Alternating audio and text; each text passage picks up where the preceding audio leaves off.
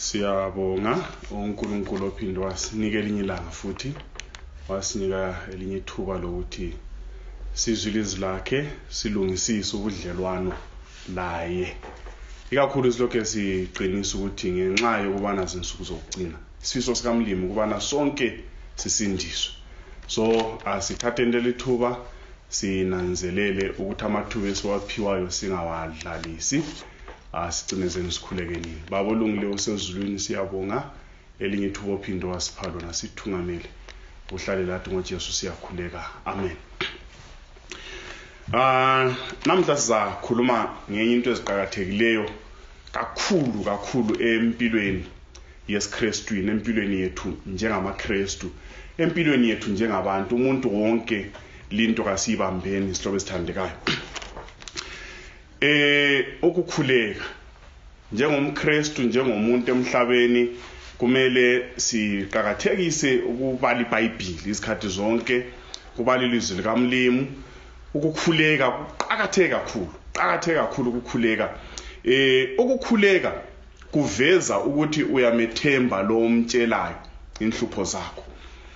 Ababhalayo bathi bona ukukhuleka kumele kube ukuxoxisana loNkulunkulu.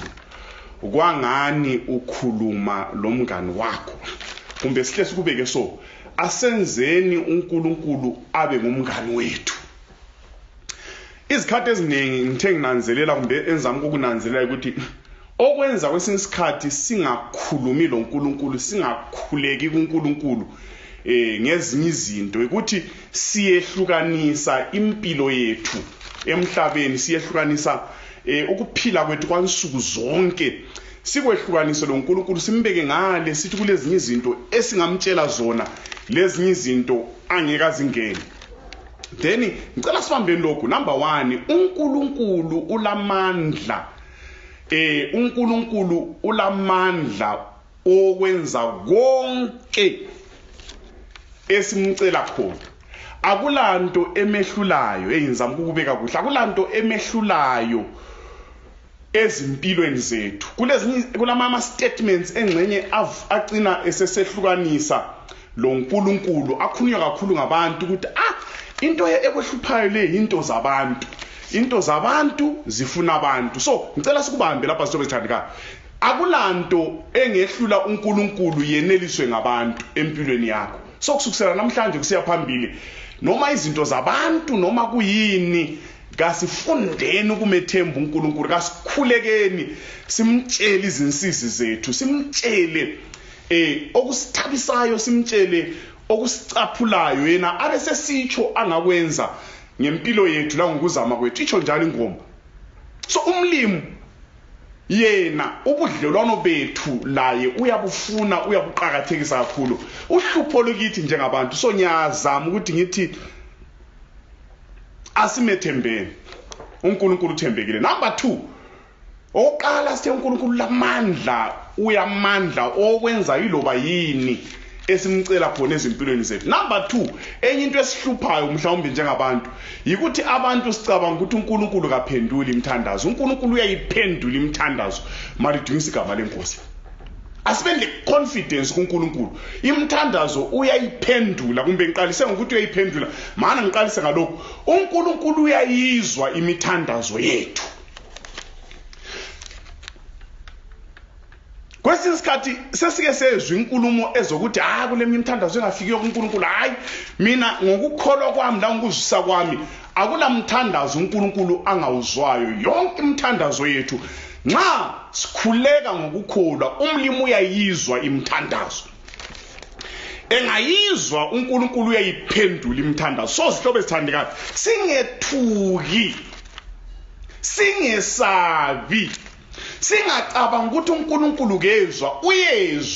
Uyezwa uNkulunkulu. So sikhuluma ngemthandazo. Nasi enye ivesi esiyaqala ngayo emnandi eveza sobala ukuthi uNkulunkulu usikhangele ngelihlo lothando. uNkulunkulu kulezinto thina njengabantu ngamunye lapho khona, ngamunye uNkulunkulu kulezinto asilungiselele zona. Bible lithi lona kuJeremiah 29 ivesi 11 uyefika enxe ku13, uNkulunkulu thina ulama-plans ngathi. Hallelujah. Umlimi ulama-plans ngathi. Ama-plans uNkulunkulu lawo ngathi. God has plans for us, plans to prosper us. Ulama-plans ukuthi siphumelele, sikhule, sithokoze, sikholise empilweni emhlabeni la. Not ama-plans okusilimaza, not ama-plans okusidanisa.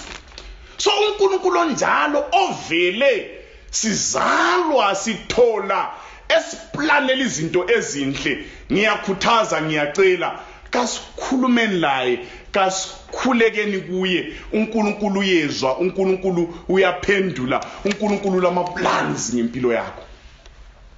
Engxenye okwenza into zingana zihambi kuhle, asikangeni ukuthi sibe in line lentando kaNkulunkulu ukuze ama-plans kaNkulunkulu avumelane lempilo zethu. Sizakuzwa eBhayibhelini okunyoko into okuhluphayo okwenza mhlawumbe singavumelani lentando kaMlimi. Right? Asimethembeni umlimi. Kade silamafoni. Uyajusa amabhangles adula, sithwele nzima, ufonela abantu. Nyanyake nihleke ngakithi mina abantu emhlabeni abaphumeleleyo kulathi. Nxa ukhuluma laye, nxa uthethe inamba yakhe, yena kukalutshwana ukuthi ayithathe inamba yakho. Uyakweleda e-connect airtime, ufone uthi ungakakhuluma ufuna ukukhuluma ikhati siphelile i-airtime. Uhlala ulezikweledu zama ukutshela umuntu izinto lezi yakhe. Abanye size sigade, ngicela sikubambe lapha, gada amaframe achina, kugadwa amabhasi, silande umuntu onjengathi ukuthi asikhulekele kuJehova. So nxa siqalisa namhlanje ngicela kufithizela lokho, wena lami silelungelo lokuzikhulumela loNkulunkulu. Isihloko sethu sithi sona alibokuthi Baba wethu osezulwini. Wena ngokwakho lami loba kuyini engikhathazayo empilweni yami uboguqa uthi Baba wethu osezulwini. Ukhuluma lo yihlo osezulwini, ukhuluma lo yihlo olama-plans amahle ngempilo yakho. Ukhuluma lo yihlo okwaziyo. IBhayibheli lithi lona uJesu uNkulunkulu usazi azi le namba yenwele zethu. Uyazazi izinto, uzikhangele. Inyoni ilanga liphumile ziyadla, nguye abesesithi mina lawe sibakhulu siqhakathekile ukudlula omayadi lenkwilimba lapho tsitsi yami. Asimethembeni uJehova. So uhlupho lokuqala lomuntu ukuthi kasimethembe umlimi. Abantu uyaphuza ukuphendula, abantu bathi ngezwa, umlimi uyezwa, uyaphendula. Lami nginje ngingufakazi, ngikhulekile, uyangizwa umlimi. Phila kwethu usuku zonke ungakhangela kuyatshengisa ukuthi uJehova ukhona empilweni zethu. So unama-plans, asikhulekeni. Alibokuthi Baba wethu osezulwini. So nxa ukhuleka ukhuluma lo yihlo. Kumbe ehle ngikhulume lokhu enxe kwabanye usozokuzwakala ukuthi ngicabanga ukuthi nxa ukhuleka ukhuluma lo yihlo osezulwini, osezulwini umhlaba lokugcwala kwawo ugcwele uNkulunkulu. Uyakhuluma uDavid ungaze ngene emgodini ukhona, ilihlo lakhe likhangele, indlebe yakhe iyezwa. Umlimi uyezwa, akudingi ukuthi uklabala Baba wethu. Ukhuluma lo yihlo. Khuluma lo yihlo osaziyo. Khuluma lo yihlo. Asiyekeleni ukuthemba abantu ukuthi bazasikhulekela ukuze kuzwakale. Nansi ivesi la. uMatthew chapter 6 verse 5 kusiya ku8. Kulenye into uJesu athi siyenze, lezi izinto ongamelanga sizenze nxa sikhuleka. Oqala emthandazweni kumele kuphume ukuzenzisa. Izolo kuthiwa abaFarisi bebekhuleka bemile bame lemahlanganweni endlela bengahlangana emgwaqweni bame bakhuleke besenza ishow off besenza ukuthi abantu babona ukuthi bona bayakhuleka. Umlimi uthi yena singenzela abantu into yomthandazo le. Ngizakhuluma enye into enxe ezavayindela abanye impitshana. Umthandazo omunye uthi ebhala uthi wona ngawutshintsha uNkulunkulu ingqondo yakhe ngawe. Kodwa nxa sikhuleka kumele kube yitho esitshintshayo sibe in line lentando kaMlimi. Nakwade ngulanda eChurch sikujayele ngakukhulekwa sibili uza abantu besithi umuntu evayindela so ekhuluma so balini ikhipha imhlolo. Ukukhuluma lo mlimi asokukhuluma akufani lokukhuluma labantu ukuthi awubani ngumtshele ezagcwala. Uyazi ngimtshele wazwa ngimbone sehlala kuhle bengimtshela umlimi akulalutho esingamtshela ngathi ngezimpilo zethu angalwaziyo. So uqhakathekile ngokukhuleka asomazwi asomagama akhulunywayo. uJesu uyakhuluma uthi yena singakhulumi sikhulume size singani sesipopote emthandazweni njengabantu mhlawumbe abangamkholwa uNkulunkulu abakholwa ezinye izinto engxenye abantu bamadlozi abaqala ngokweqayeqa batshaya izandla abafaka umdombe emakhaleni babhodle bathini ukwenza ukuthi babize liyani imimoya. Thina nxa sikhuleka into elula kuphela uyaguqa ukhuleke kumbe usemoteni hamba semchoveni uphakathi kukaZupco usefremathineni abantu bebhizi besenza into zabo ungakhuluma lo yihlo osezulwini lenhlizweni amazwi engaphumanga emlonyeni. Yensuku zokucina silobe sandikani kasiqiniseni ukukhuleka lo Jehova. Uzihambela khuluma lo mlimi uhlezi khuluma lo mlimi sikhulume naye simbonga sikhulume naye simdumisa sikhulume naye simphakamisa ngobuphakeme. Bible bese lisithi sona sibe sesigiqela izinhlupho zethu emhlabeni njengoba kulo Sathane silenhlupho ngapha la ngapha. Bible lithi yona we are hard pressed left right center kulama forces afuna ukusiphathaza. Asikhulumeni lo baba wethu osezulwini. Uthi yena nxa ukhuleka wena hayi ngena endlini uvale obusukhuluma lo yihlo osensitha obona kusensitha abese kuphendula. Singabi ngabazenzisi ekukhulekeni. Ngicabanga ukuthi okunye kwabuyayo ebantwini uyakhuluma la ngokutemeleza uJesu ukuthi abantu sakhonza amadlozi sakhonza ngokwesaba silabantu ukuze basinike izinto kumele sibancenge siguqe sibateme sikhuluma okunye kuyizinto hawu size sichayele embongi hayi khona ngomlimi. Bible lithi lona umlimi hayi nxa likhuleka khulumane likufunayo khulumane likufisayo straight uyihlo sezulwini unjani uyezwa vele ivesi bisisithi yona lingatemelezi likhulume kakhulu litini ngokuyihlo sezulwini. Haleluya. Uyakwazi ukufunayo likakaceli. Praise God.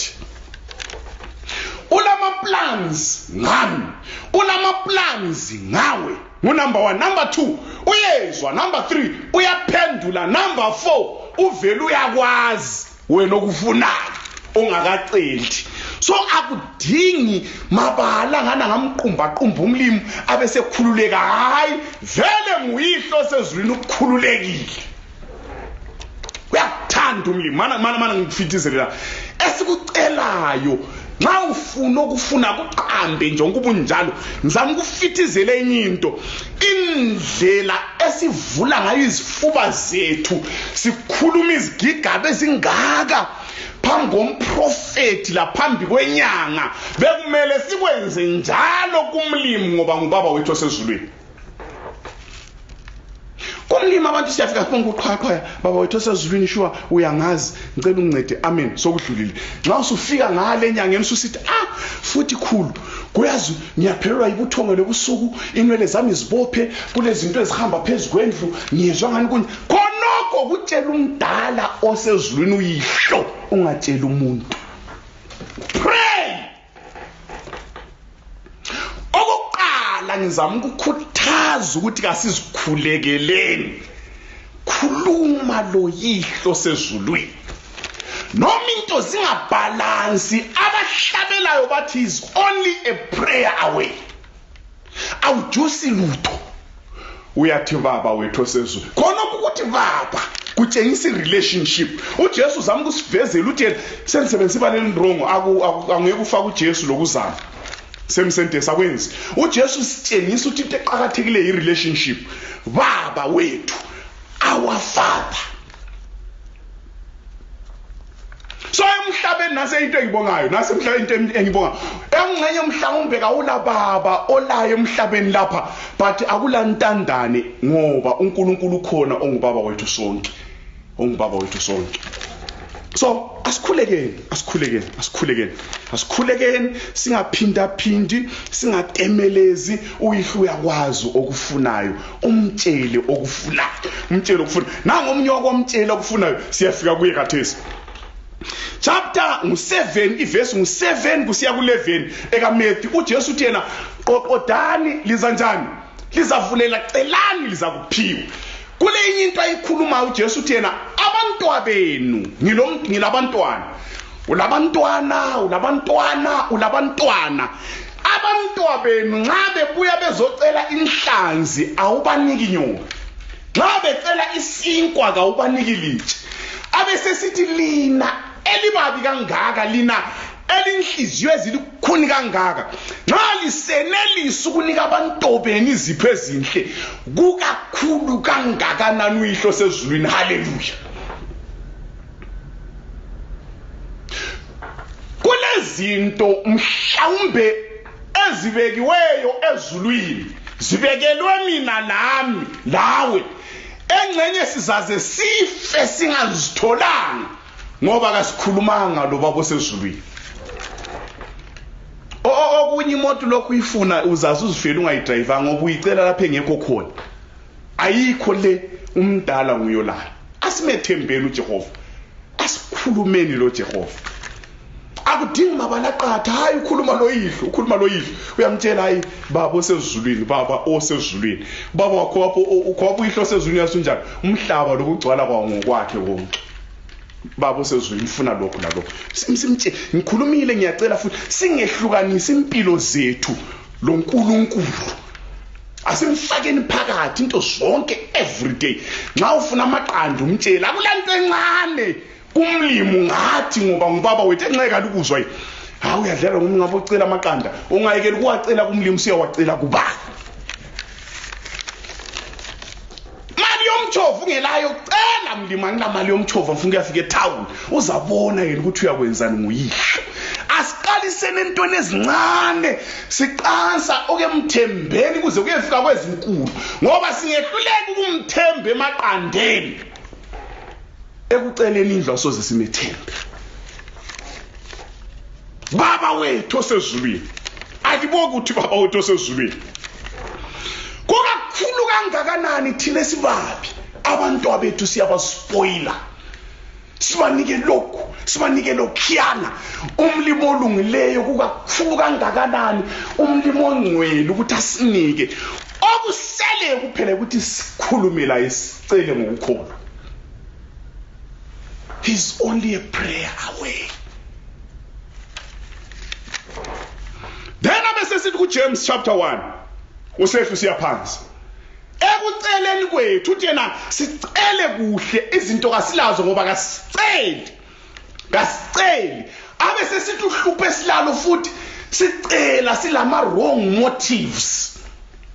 Singakuthola bese sikusebenzisa enkanukweni zethu ezimpi. Abanye abantu uyazi, ngiyakhumbula kwelanga ugogo wakwaNcicha enye into engangifuna sibi, kodwa ngangicele kubi.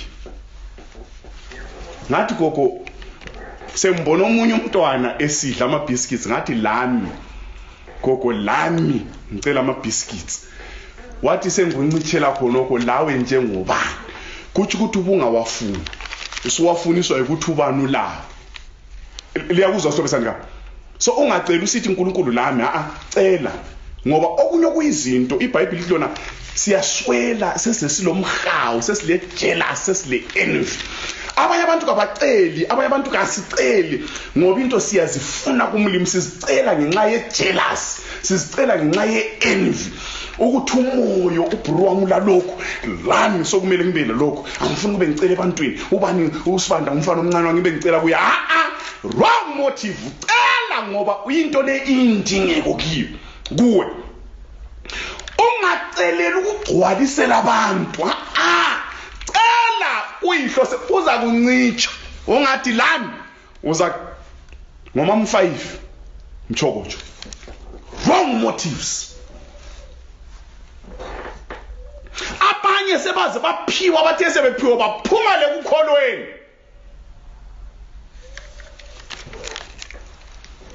Celani. Kodwa ingqondo yethu, inhliziyo yethu, impilo yethu kayibe in line lentando kaJehova. Manje nihle mfayindele la. Umlimi engakunika, ngibala umlimi engakunika, umlimi engakubusisa. Nxa ubuswe ngumlimi kuhle, isibusiso sakho ngesabanye abantu. Nxa usule mota isingemota yefamily. Awubagcwaliseli sebesidla isibusiso oziphiwe ngumdala. Wrong motives. Lami uNkulunkulu, lami umna wamsela lokho, lami umlimathi wo nxa kulo lami mana uzazi ube right, ungaba right. Sekunika usahluphi futhi ungaba lawo usahluphi. Usahluphi yabusu right ngoba suphiwe ngumdala. Asaveni umlimi ulungile. Lungisani asilungiseni ama motives ethu singakaceli. Ngoba ngase sicela kube isibusiso kimi umaphiwa, kube isibusiso ebanganini bami, kube isibusiso efamilini, kube isibusiso engihlala khona, kube isibusiso ebantwini bonke abahlangana lami balubone uthando lukaJehova. Alibokuthi baba wethu osezulwini. Samuel, 1 Samuel 1 verse 8, from verse 8 to 18, leli yayazi.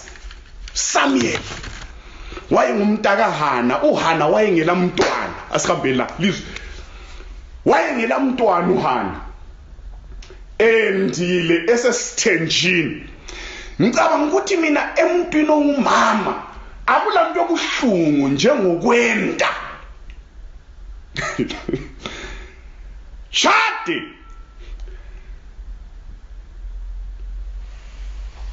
swela inzalo phela thina abantu abamnyama. Hey, le church la iyakuthanda lokho kuyinto angikwazi phela church ungwachata so abantu baqalisa ube bekhangela isisu somkakho, bakhangela into ezingu2, bakhangela abahle babhala idate yelanga lomtshado, base beqalisa ukukhangela isisu somkakho, base bekhangela lo mntwana ukuthi uzelwe nini. Uzabona sebethe va ba ku church board bathi inyanga kazilingana. Angikwazi ukuthi bakwenzena kodwa bayakwenza konke. 2 base bekhangela bachove uzosebela kube sithi kathi umzukulu ke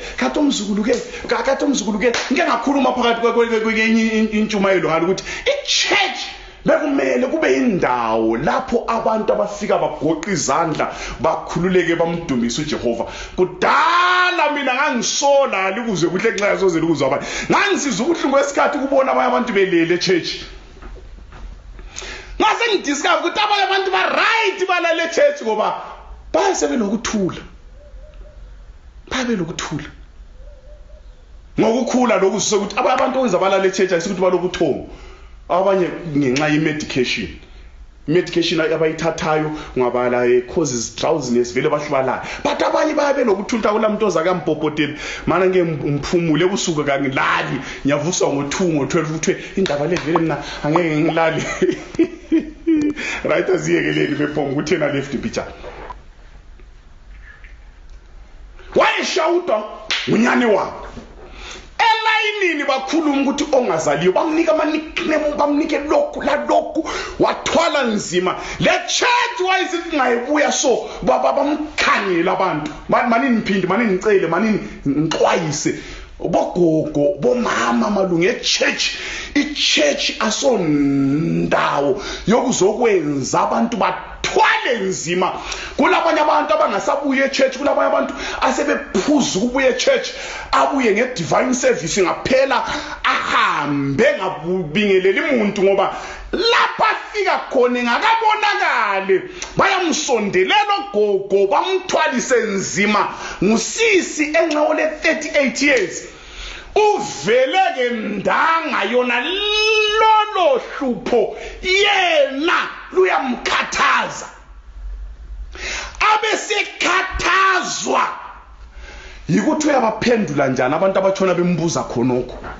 Asiyekeleni ukubuza abantu ngabakhwenyana labazukulu, abanye abantwana, abanye omama abatsha base-church okwenza bangabi labantwana bahamba kubodokotela imfihlo yabo. Kakumelanga betshela wena ukuthi udokotela wathini ngomzimba wakhe. Wena church kawulandanga ukuzobona inamba yabazukulu, ulanda ukuzokhonza uJehova. Umalukazana kathi jaha kutheni, hey singahlukuluza abantu kuvele kuyabastressa khonoko. E-church abantu bayashota, bayasilela, siyasilela i-emotional intelligence, ukuread umumo. Uyathola abantu bebonile umkakho ezithwele, isisu singasekho, umzukulu engaphathwanga, babuza ukuthi kwahamba njani, kusobala ukuthi uswele. Sesibabuze kwenela ngabomalukazana, sesibabuze kwenela ngabakhwenyana, sesibabuze kwenela ngabazukulu, sokuyisikhathi sokuthi sibakhulekele. Pray and stop asking. Pray. Alibokuthi baba wethu osezulwini. Abantu abanengi, abantu abatsha kabafuni imibuzo, bafuna ukukhulekelwa.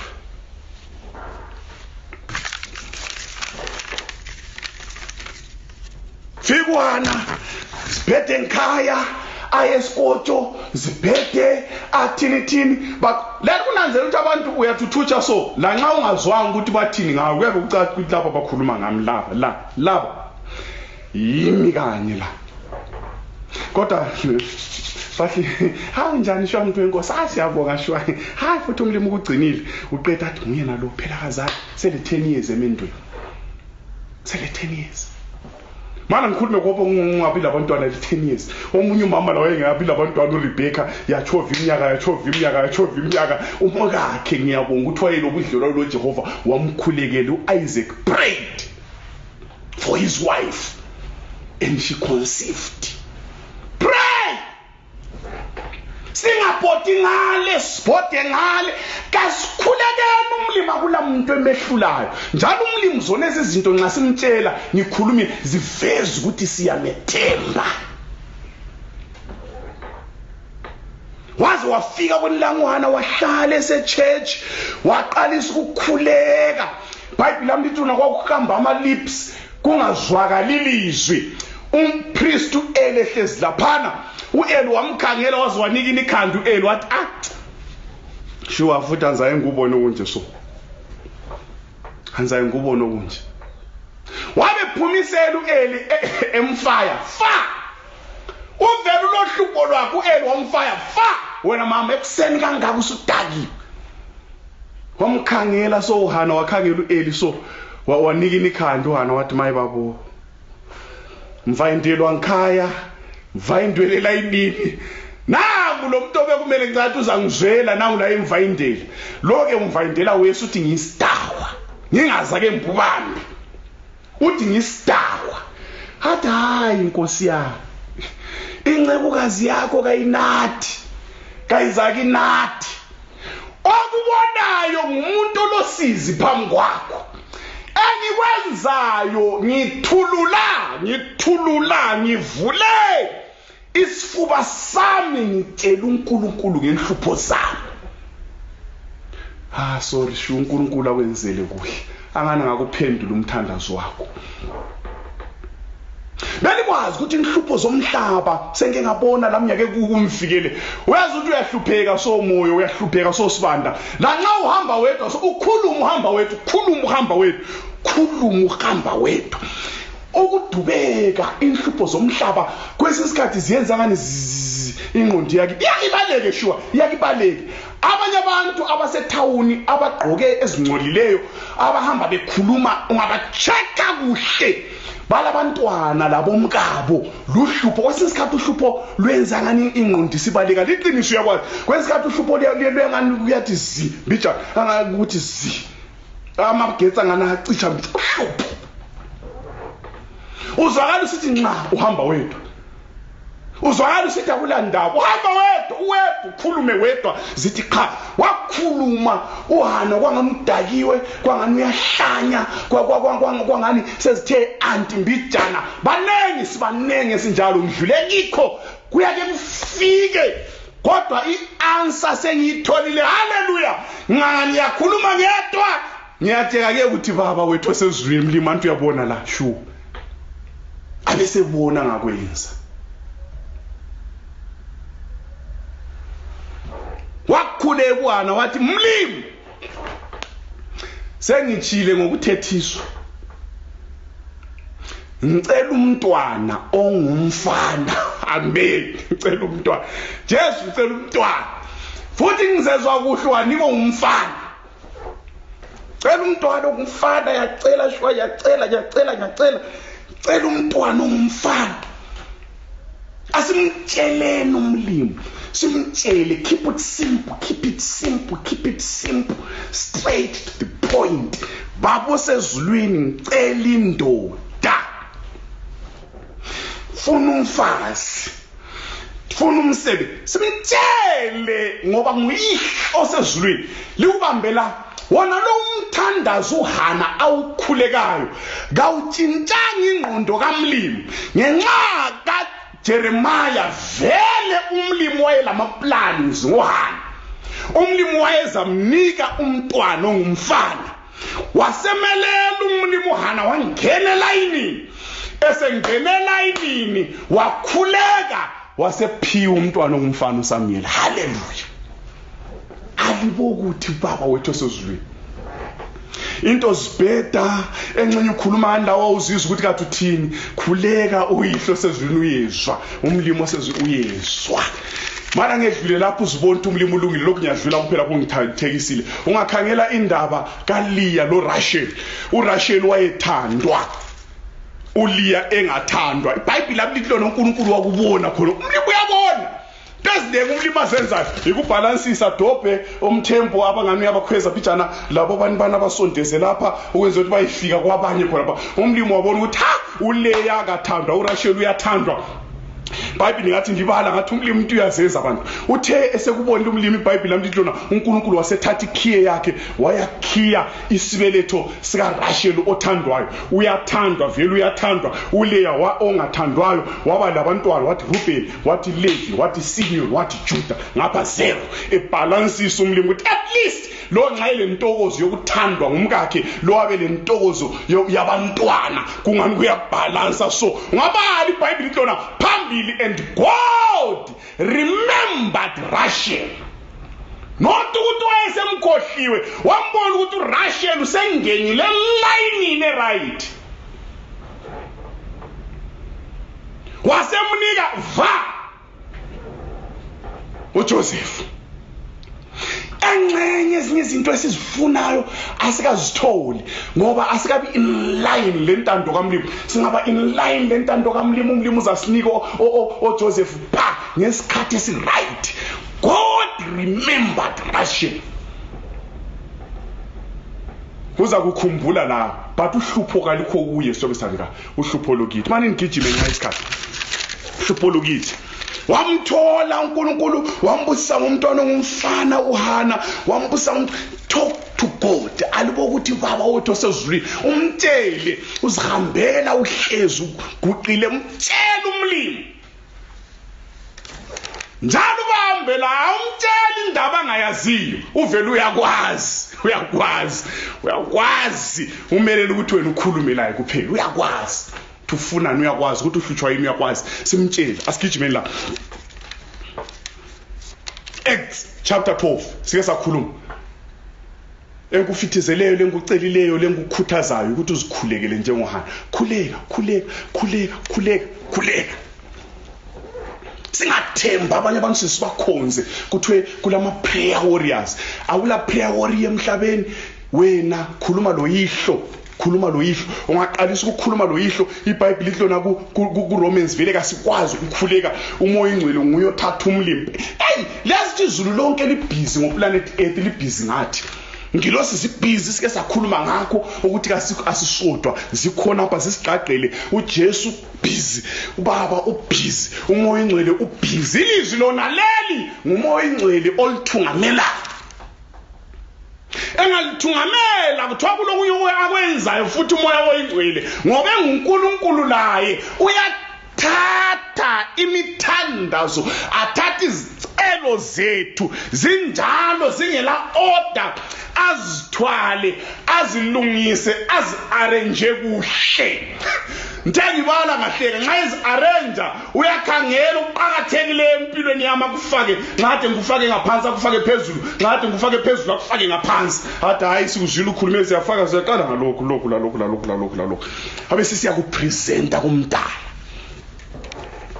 Akula muntu ongatshela umlimi zigcwale. Hayi lawe echaya ngakhona okwaziyo ukuthi umoya ingcwele uzathatha yini kumdala kulungi. Akula prayer word. Ungathemba abantu. Ngikhuluma lokho mana ngiphinde. Mina sengafunda. Engcenye ungachithi isikhathi ucela imithandazo yobantwini. Kukalutshwana ukuthi abantu basikhulekele njalo kukalutshwana ukuthi sikhulekele abantu abacela imithandazo. Akucheke ukuthi wena abantu asebacela kuyimithandazo bangako abakhulekela. Uhlube busy ngokwakho. So the best you can do, pray for yourself. Khuleka lo yihlo, khuluma lo yihlo sesizwini. Lanxa ungacelanga umthandazo, haleluya, bakhona abalungileyo abakhulekayo. Bekukhulekeni ungacelanga. uPeter wathi ebotshiwe bakhuleka.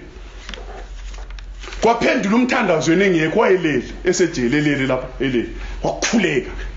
Church, bazalwane, bafowethu, khuleka. Kulabanye abantu nxa ukhuleka uzibaqambe ngebizo asinde engozini ade zawela kiyo. Kulabanye abantu njengoba ngikhulumile njengamalungu ebandla kasikhulekeleni bona bese sitshona sibabuza ngemtshado, sibakhulekele umlimi aphendule imithandazo. Sibakhulekele bakhona abagulayo, sibakhulekele. Amaketana qamuke bathola amandla, sikhulekele laba weak ekukholweni.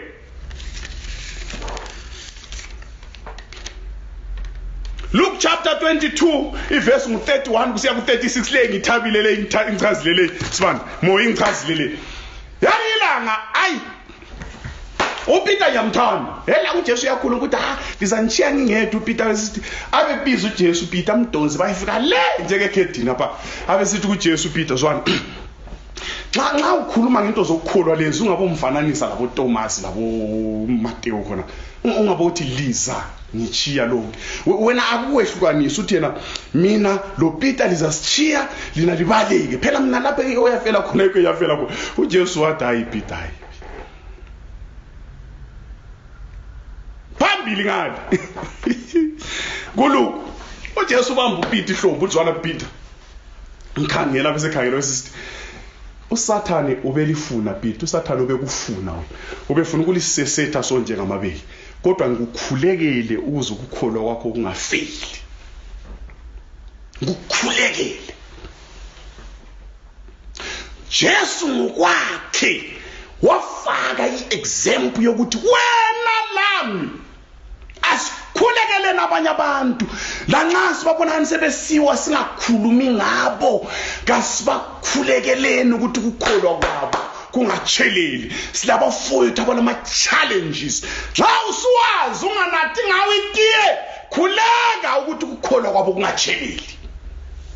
Jesu wathi kuPeter, I have prayed for you. Just imagine.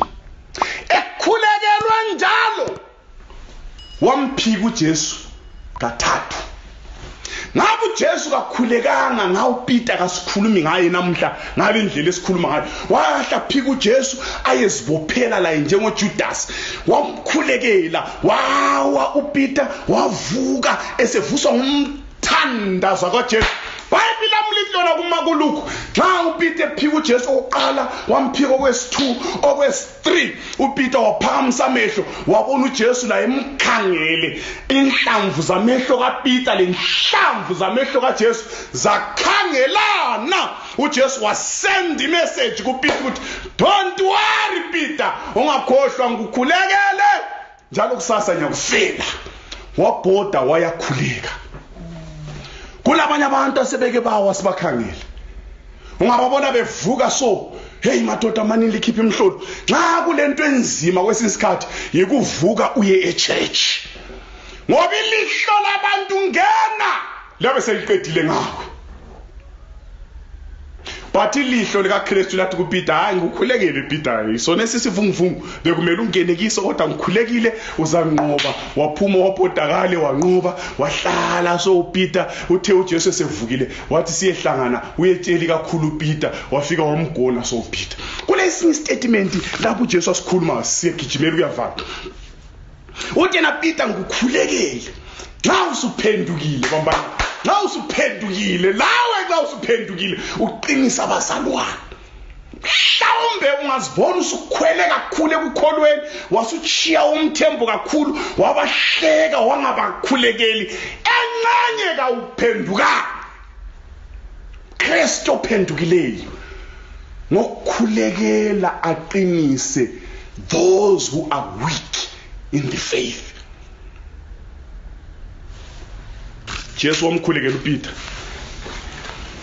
asike sikhulekela yahlatshela ingoma ngikhulekela lami ngizokukhulekela kwesinye isikhathi umthwalo wakho uba njani uba nzima sizobe sithandeka kwesikhathi umthwalo wakho uba nzima umthandazo uyasinceda uJesu kwenilanga eseGetsemane uthi kubafundi bakhe salani likhuleke uze lingangeni ekulingweni asikhulekeni ongamandla ethu umthandazo uyiweapon enkulu umthandazo uveza ukuthemba umlimo othembekileyo iBhayibheli selisihluna ku2 Chronicles 7 verse 14 sikhuleke nxa abantu bami bezehlisa emthandazo empilweni yethu nsuku zonke kumele sibe ngabantu abazehlisayo singazehlisi kuphela sizehlise lomunye komunye sibe sesikhuleka la kuJehova uthi yena nxa ngisezulwini ngibe ngazehlisa bakhuleke ngizabezwa ngibe sengiselapha ilizwe lethu manike ngizame lokhu ngincenge lapha qakathekile ukuthi kukhulekeni every day